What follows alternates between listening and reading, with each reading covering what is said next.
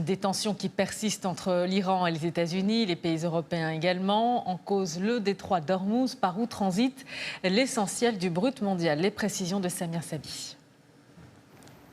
Ces images prises par les gardiens de la révolution iranienne tentent à prouver que le drone iranien supposé abattu par les Américains est indemne. Un peu plus tôt pourtant, Donald Trump affirmait le contraire. Aucun doute, nous l'avons abattu. Et bien sûr, je suis assis derrière le bureau, dans le bureau ovale. Mais John, dites-moi s'il vous plaît, John Bolton. Deux versions contradictoires qui marquent une nouvelle escalade des tensions entre les deux pays, un conflit géopolitique qui se concentre dans le détroit d'Ormuz depuis 2 mois. Or, ce point de passage est particulièrement stratégique, les enjeux sont multiples, 3 d'entre eux sont déterminants.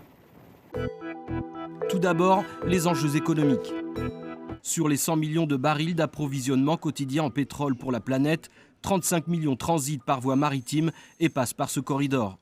80% des exportations iraniennes de brut prennent le chemin du continent asiatique, mais depuis les dernières sanctions imposées par Washington, Téhéran menace de bloquer le transit des navires et ses propres 21 millions de barils de pétrole exportés annuellement.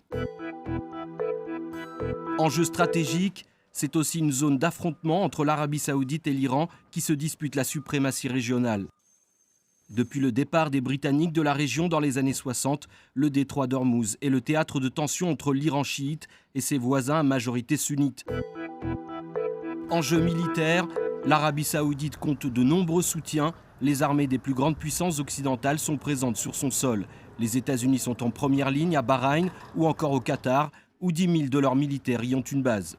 La France n'est pas en reste, puisqu'elle est présente sur la base aérienne d'Al Drafa à Abu Dhabi. Enfin, les navires de la Royal Navy mouillent à Oman et à Bahreïn. Donald Trump souhaite ouvertement qu'une coalition contrebalance le poids de l'Iran dans la région. Il est à craindre que les provocations entre Téhéran et Washington n'en soient encore qu'à leur début.